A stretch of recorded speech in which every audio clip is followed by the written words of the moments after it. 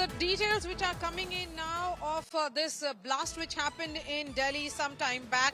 There is a Pulwama link to it, as we have put out those pictures of Tariq, who is the present owner of that vehicle, I-20, which caused that explosion. There is also the Faridabad link of two I-20 vehicle.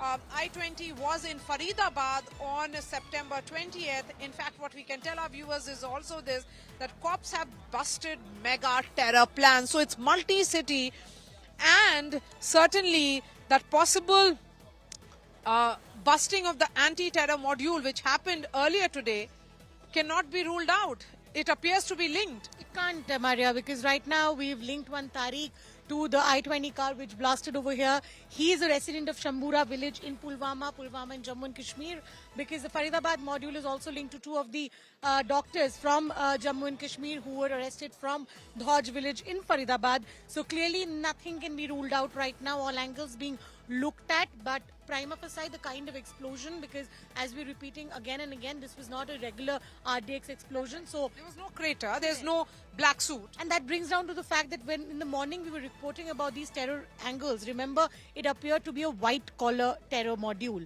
So whether this was a very well planned attack, that's something that is right now being looked at, Maria. Yes, so when we say there is a Faridabad Delhi angle, and this vehicle that we are looking at, I-20 with a Haryana number plate, its original owner is Salman, then is sold to Tariq, then it's sold to someone else, multiple hands, and all fake documents. All.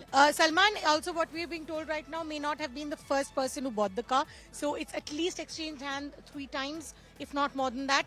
But it's finally been traced down to Tariq. Tariq is a resident of Shambura village. It comes under the Pampore Tehsil of Pulwama. So yes, it's right now the Faridabad police, whoever they arrested along with the Jammu and Kashmir police, they are also being questioned. Dr. Muzammil, who was arrested, they're right now being questioned in Jammu and Kashmir about the blast that took place in Delhi. So, the anti-terror modules, the various terror modules which were intercepted, the arrests made earlier today, 2,900 kgs of blast material recovered. That all happened earlier today. That was also a multi-agency. It's Jammu and Kashmir Police and Haryana Police. And now we are also seeing multiple agencies, multiple states being involved in this investigation. Absolutely, Maria, because UPATS is over here.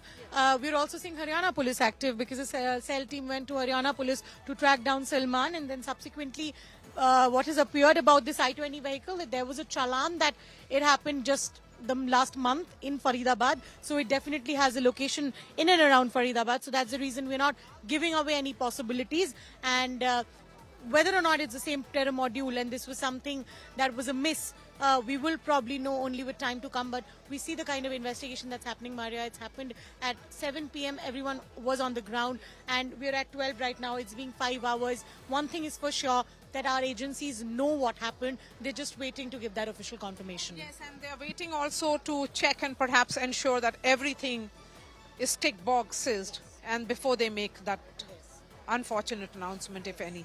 All right, Shreya, thank you for joining us, and thank you for being on the spot and doing some brilliant ground reports.